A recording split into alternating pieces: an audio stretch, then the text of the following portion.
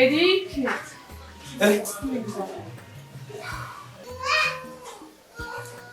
Wapi mama? Vanga oregendo uryame mu nzu.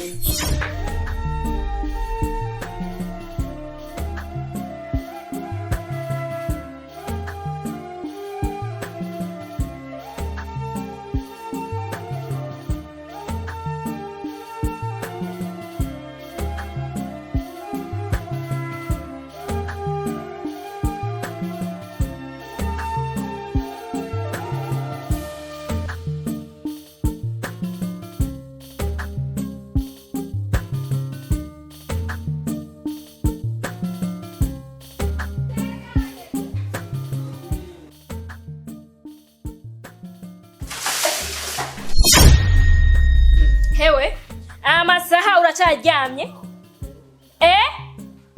Babarira mabuze. Ndakubabarira iki wewe? Mabuze sinzosubira ko ngenda kubikora ubu nyene. Ndaka ubura. Haguruka ngaho akigogowe.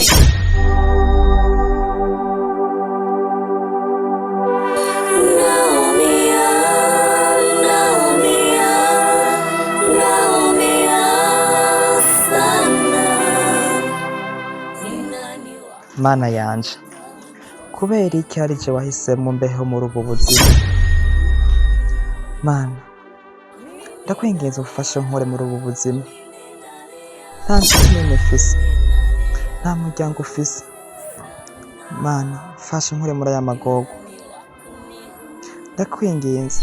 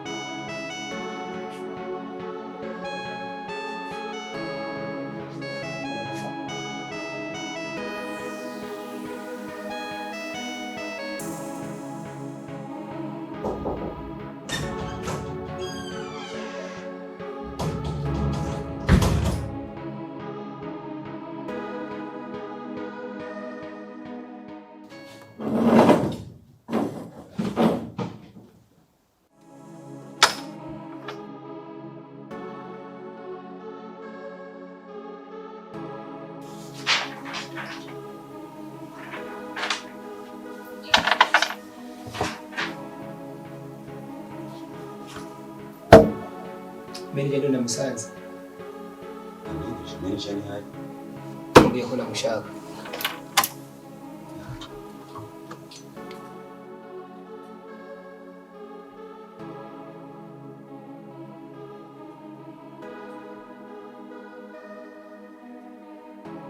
Good morning, sir. Hari umuntu ushaka kurondera kandi ubukeneye bwihuta. Okay, injire. Sawa. Take care.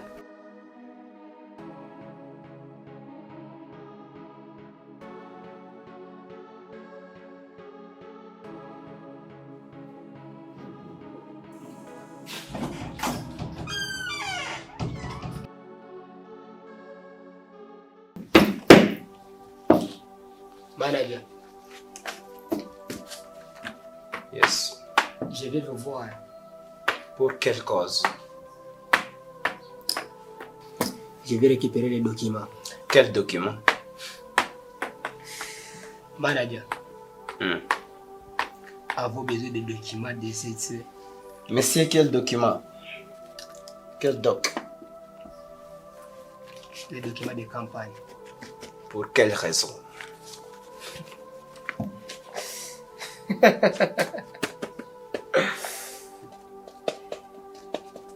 Cette campagne, Yeah. c'est de mon père, ok? Si ton père est le chef de ce campagne, quel est le besoin de te donner des documents? Hein? Mais il est encore en vie, ton père. Ton père est encore en vie. Il est en vie, ton père. Pourquoi te donner les documents de ce campagne? Tu sais la fondation de ce campagne? Ndashaka we kunahura nabibonye. Kugira ndabigutahuze neza. Izo documents. Papa be yapfuye abakiri muzima nazishaka. Monsieur, je suis nommé CEO de ce campagne. Tu n'as droit de m'exiger les documents. Je suis le CEO. Et ton père est encore en vie. Okay. Eh, allez où tu veux. Ton père est encore en vie. Ton père est encore en vie. Même s'il est malade, il est encore en vie. Moi, comme le CEO de ce campagne, je ne peux pas vous donner. Na document. Laisse-moi de regarder. Oui. Moi et vous aussi. Moi, je suis le CEO de ce campagne. Tu ne me fais rien. Je te souviens.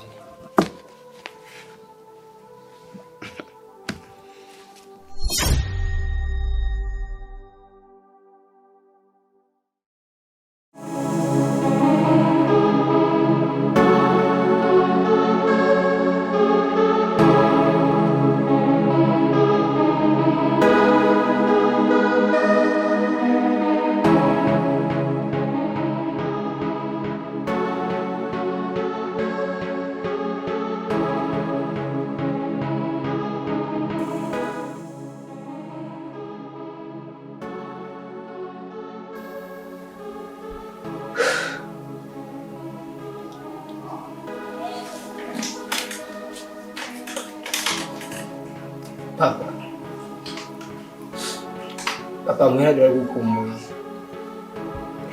Mama amaze iminsi ngadafungura ku bwawe.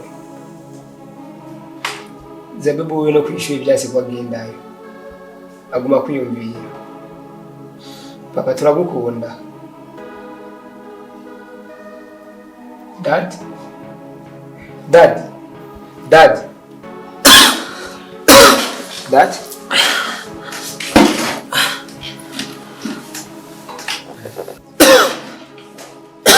Dad?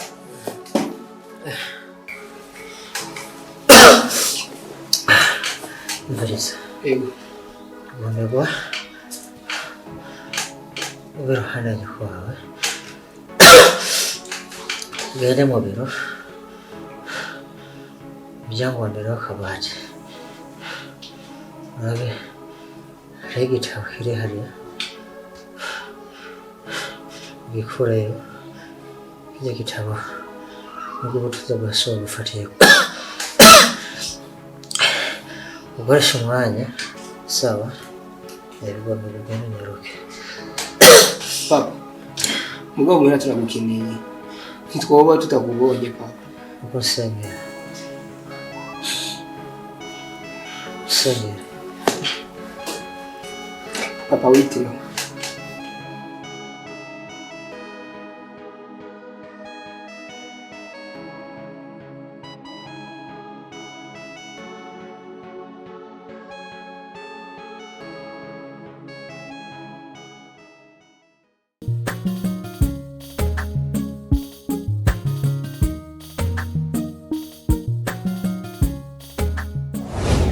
amashusho kandakubwira ko sinda yawe Linda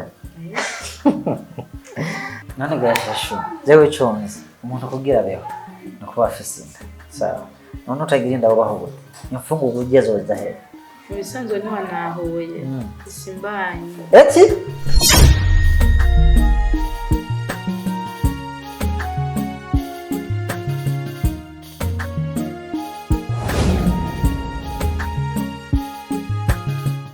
kuneza yiwawe sawa bigombe guvera nakoze icyaha cy'ubusambanyi nta mpamvu yo gukora icyaha cyo gukorora inda iki ufashe cyangwa ugomboreke umwana wanje nzomurera wamubeshiwe umuyesikoro gushika iyo hose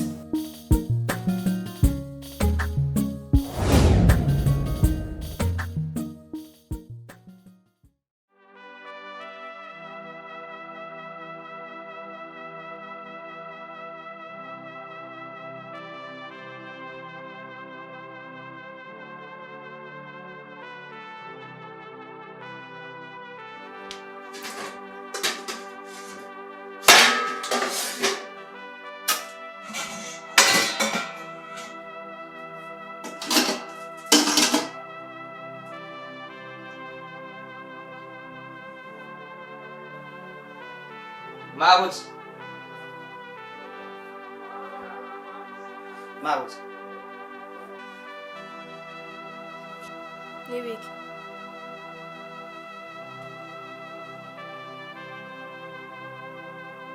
Mabutse.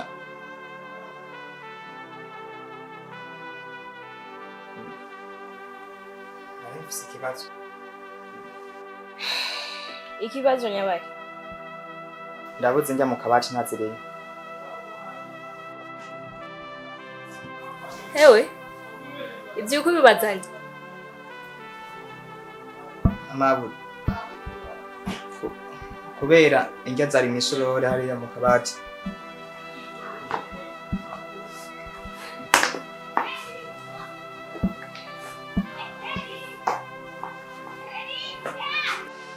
Hewe. Ninde yakubwiye yuko uzohora ugenda kuzunguruka yo mu mizunguruko yawe habara kusigira indya hari umukozi wasize nga sindi kwenda kubaza wewe nyishura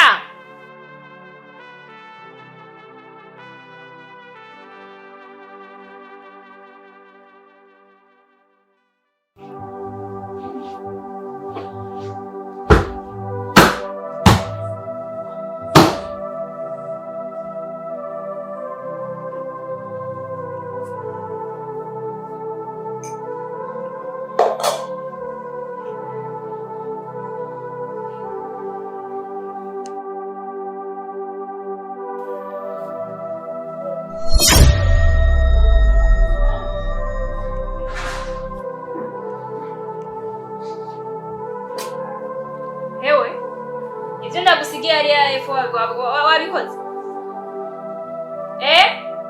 aho urwo bakora iki kubera iki ufise akagaye muri iyi minsi je ndakubwira ikintu ugacukirenganya kubera iki ufise